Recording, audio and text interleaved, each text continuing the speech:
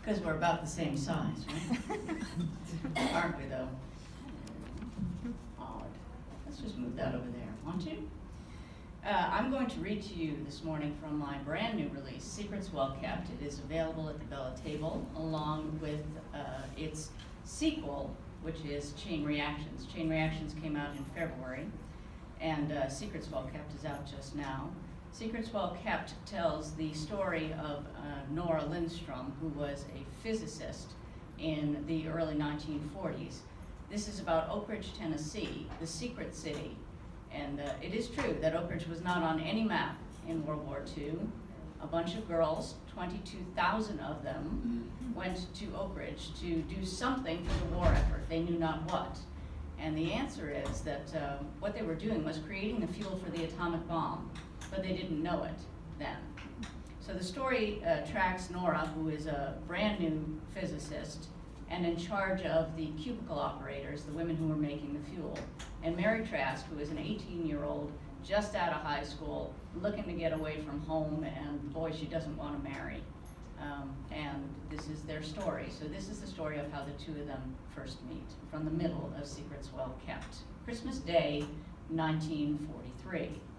Nora never paid much attention to religion growing up. Then, as a college and graduate student, she hadn't had the time to spend several hours in church on a Sunday. Her energy was devoted to her studies, her experiments, and the occasional visit home to see her parents. But it was Christmas Day, she had nowhere else to be, nothing else to do, and the Alpha One situation had her feeling just desperate enough that even she was willing to pay for a Christmas miracle.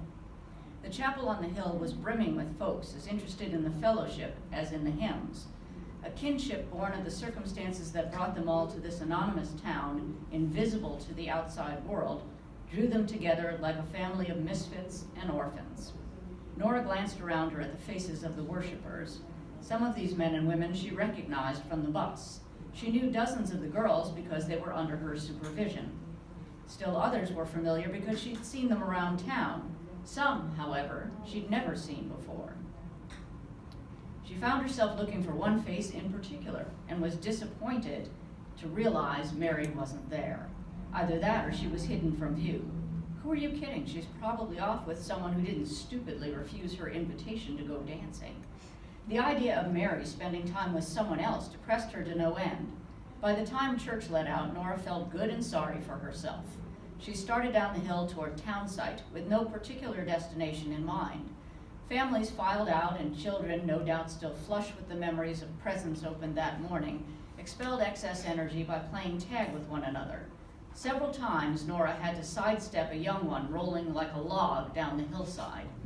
She hopped to the side to avoid a 5-year-old boy as he dove out of reach of the older boy who chased him. As she did so, she bumped into another body. "Oh my goodness, I'm so sorry." The rest of the phrase died on her lips as she looked down to see Mary, half sprawled on the ground at her feet, a basket of pine cones spilled beside her. Immediately, she bent to help her up. "I'm so sorry. Are you okay? Did I hurt you?" Gently, Nora lifted her to her feet and brushed her off. Mary laughed. "Don't look so concerned. I may be small, but I'm not that fragile." "Good thing." Nora reached down at the same time as Mary to gather the pine cones, and their hands brushed. She withdrew her hand as if it were on fire. "Better let me get those," Mary said. She winked. "Were you on your way someplace special?" "Who, me?" Mary corralled the last pine cone and returned it to the basket. "There, no harm done." She situated the basket handle back on her arm. "You're the only person I'm talking to, so yes, you." "I was leaving church." "So I gathered." Mary glanced in the direction of the building and Nora blushed. "I guess that was obvious." Mary laid a hand on her arm and the touch seared Nora's flesh. "Don't be embarrassed. I asked the question." "You asked where I was going, not where I'd been." "Close enough." Mary released her hold. "You look very pretty, by the way. I love your dress." Nora's blush deepened. "Thank you. You look quite fetching yourself. That coat is pretty." "Thank you." Mary twirled around. "It's a little something I picked up in Knoxville on my last day off." "It suits you." Nora bit her lip.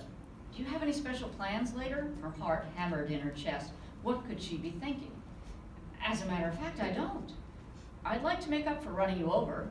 there's a brand new movie opening at the theater tonight. It's Mrs. Miniver with Greer Garson and Walter Pidgeon. Would you like to go with me? You like the movies? Nora laughed. Don't look so surprised. I adore the movies. I especially can't resist a good war movie. How about you? Are you kidding me? I love the movies. Yes, I'd love to accompany you. What time and where shall we meet? You live in W1, right? Mary's eyes grew large. You know where I live? Let's see. You were out in front of the dorm talking with Rosalie and Betty. They live in W1. Then you came to the dance with them. Ergo, I deduced that you must live in W1. Mary clapped her hands delightedly. Very observant. I shall have to be careful not to give away any state secrets with you around. So as I was saying, you live in W1, which is closer to the theater than my place. So why don't I swing around and get you at, say, 6 o'clock, and we'll walk to the theater together. That way we'll have time to pick up refreshments before the movie starts. That sounds perfect. It's a date. Mary winked, waved, and once again was on her way. Nora stared after her. It's not a date. It's a movie, right? Secrets Well Captured at the Bella Table now, and will be widely available in audiobook, ebook, and print on July 15th.